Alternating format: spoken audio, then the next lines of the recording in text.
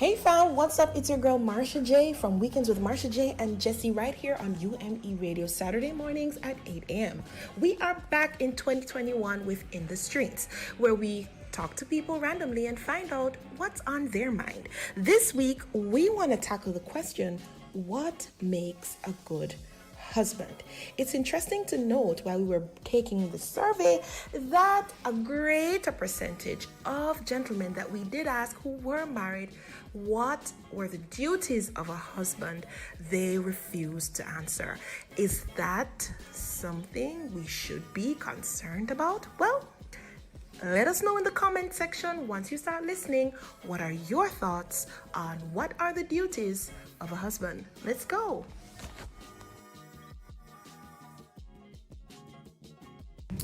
In my opinion, a husband should have the duties of being a leader in a household, which is knowing when and when not to take charge. But I feel like in most cases, he's willing to take charge. Also to protect. I feel like that should be the main thing that men do. And I am a firm believer of the husband being a provider. I think it's important for the husband or your husband to know that he is working hard, not doing all these things to contribute to his family's happiness and all that stuff. And lastly, I would say to be involved. I think that should definitely be a husband's duty to be involved. I feel like back in the day, we seen women doing a lot of family things and being the not leaders, but basically being more involved when it came to the children and stuff like that. But I feel like a husband's duty should be for him to be involved with his family, with his children. And that's really important. I think a husband's duty is to be authoritative, but in the right way, to be firm and to also be the gatekeeper of his relationship, not to let any, unwanted things inside the relationship. I think the husband's duty is to look after the wife's basic needs and comforts, to be there to support the wife emotionally, physically, and in any other type of way. He's there to make sure to be her rock if she needs it. I think he's there. I think the husband's also there to, the husband's also obligated to provide for the wife. I'm old-fashioned in that way.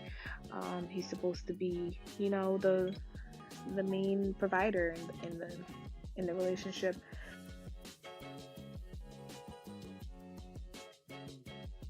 Hi, Marsha. Well, nice question in the morning here. The role of a husband. What is the role of a husband? To me, the role of a husband is to manage the family. Now, I believe the word husband came from house, bond, meaning he's responsible to bond the family together. He's responsible to lead, and just to remind you, leadership is not about controlling people, it's to influence people. I love to look at the family as a business or a company, with the husband being the president, the wife being the vice president, and the children being the board members. And the wife being the vice president, that's a heavy message right there. You should always take advice from your wife when making decisions. Some men just believe they are, the head, and what they say goes. And no, that's not wisdom. You should always take advice from your wife. It's, from my experience, it's good. Yeah. That's it in a nutshell. Yeah, a man should be the protector, a man should be priest, the provider, and the husband is the source and the sustainer. Not only the source, you must sustain whatever you have sourced. So when you get a baby, you make sure you sustain the baby. And even your wife is your baby too, and you should sustain her. Yes, so that's it in a nutshell of the role of a husband. Your wife is your baby, and when you look at it, it's natural to call her baby. And if you look into the creation story, woman came out of man. God put the man to sleep and took a rib, yeah. So she's naturally your baby. So you should sustain her. And in sustaining her, you should be her protector, her provider, clothe her, feed her, be gentle to her, treat her as a baby because she is your baby.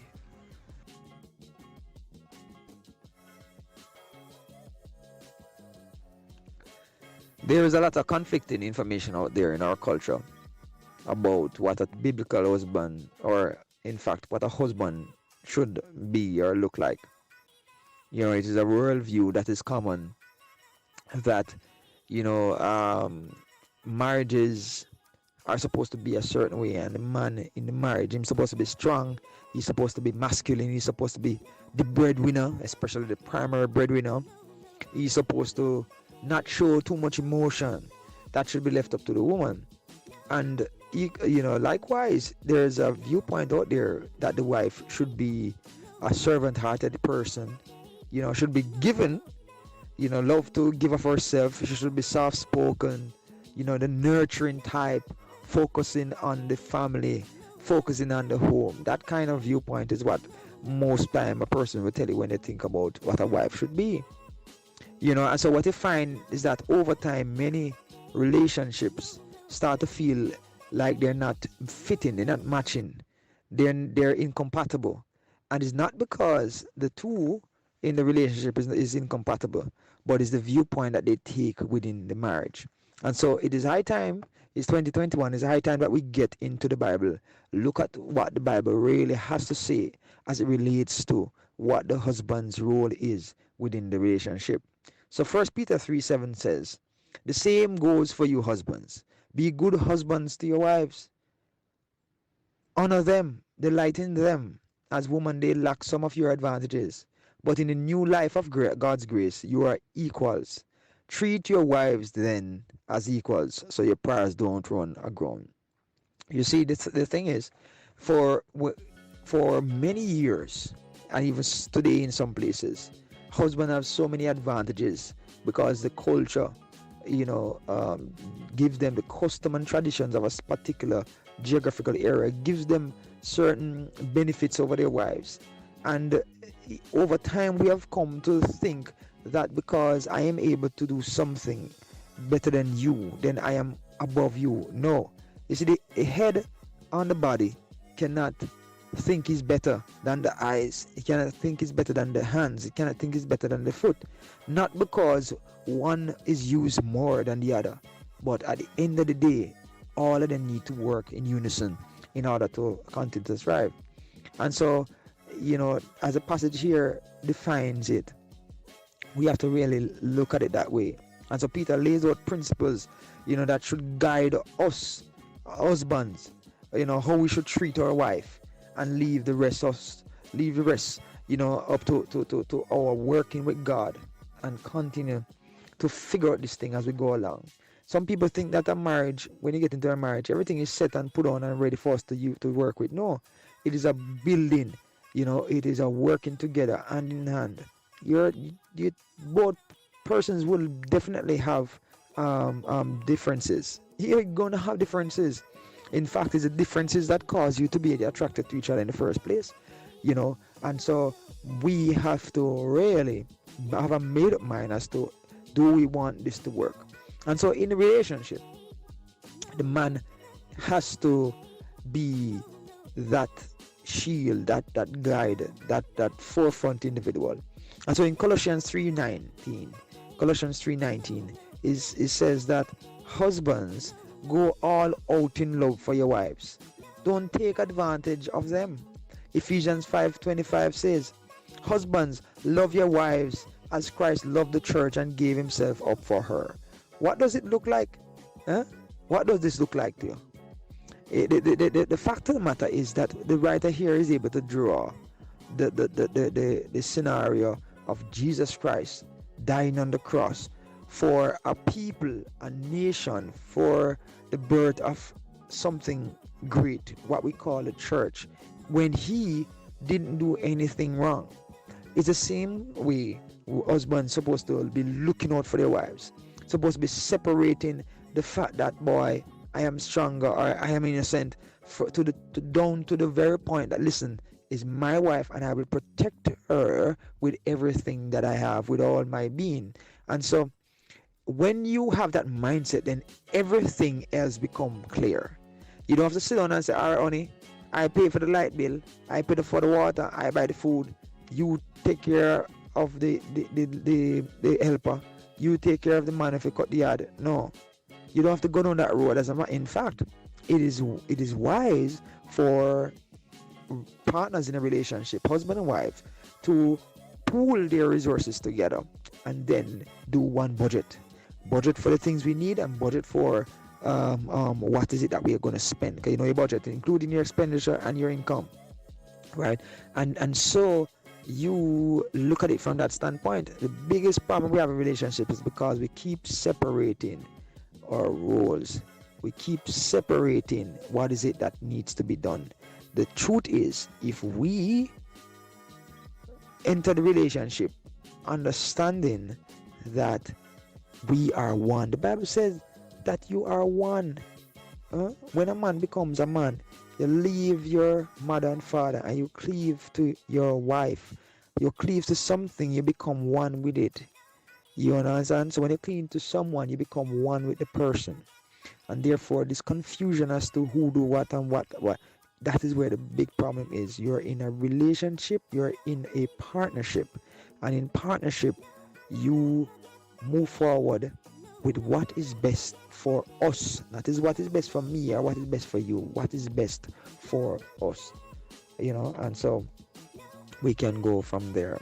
1 Corinthians 13:4-7 says, love is patient, love is kind, it does not envy, it does not boast, it does not is not proud, it does not dishonor others, it is not self-seeking, it is not easily angered, it keeps no record of wrongs.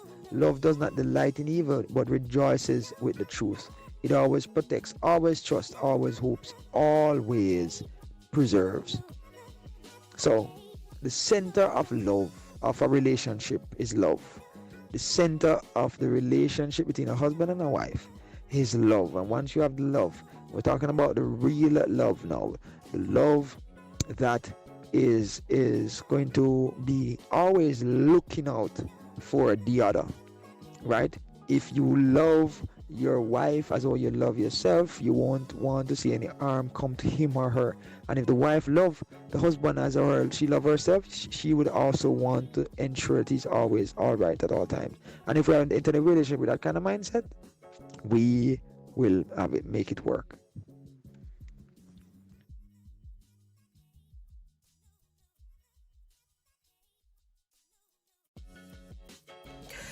Well, you heard it here on In the Streets. But last but by no means least, this week we went a little bit further and we spoke to our LTR community and asked them what words came to mind when they thought of the duties of a husband.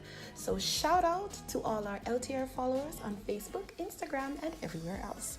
So we have Royal saying protector, provider. We have Janice that says love his wife, pray, strengthen her, protect her, take care of the family.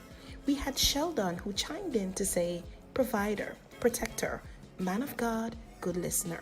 And then we have Anna that says covering, glue, priest, protector, leader, and safe space.